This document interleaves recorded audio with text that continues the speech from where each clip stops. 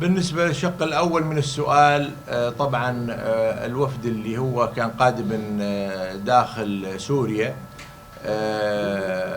تم منعه على الحدود في معبر سيمالكا من قبل الإدارة الذاتية وبدون مبرر وبأسلوب يعني ما له أي أسباب مقنعة.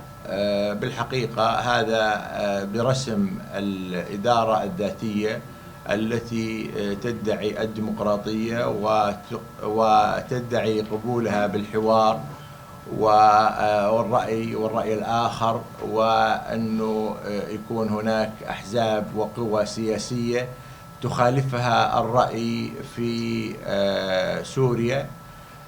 أيضا في نفس الوقت يعني اللي قادمين من وفد الحرية والسلام والحرية، يعني سواء كانوا المجلس الوطني أو المنظمة الآشورية أو تيار الغد أو المجلس العربي، كلهم يعني معروف أنهم قوى سياسية أصيلة في المنطقة، وكلهم يعني جماعة سياسية ليست لا عندهم يعني حاملين للسلاح، حاربوا الإرهاب كلهم بأفكارهم وبسواعدهم، ونحن كنا من المشاركين في يعني الحرب على الإرهاب تحت مظلة التحالف الدولي في منطقة شرق سوريا.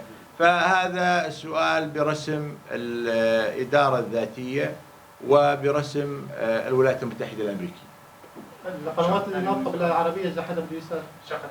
الشق الثاني من السؤال، نحن يعني طبعا مشكور يعني إقليم كردستان وقيادة الإقليم بتقديم الدعم للاجئين السوريين، لكن احنا أيضا كسوريين وكقوى سياسية إلها دورها في هذا الموضوع. احنا في حالة من التشاور وعملوا بعض اللقاءات مع أطراف من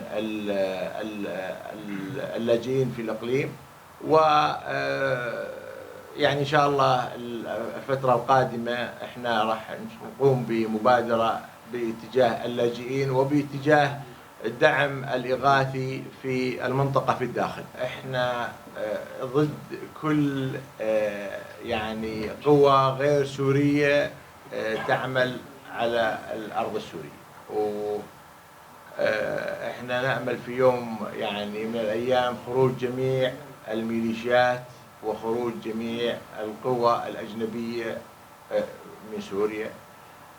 طبعا موقفنا من التواجد الإيراني معروف، احنا ضد هذا التواجد، وهذا التواجد مرفوض جملة وتفصيلا.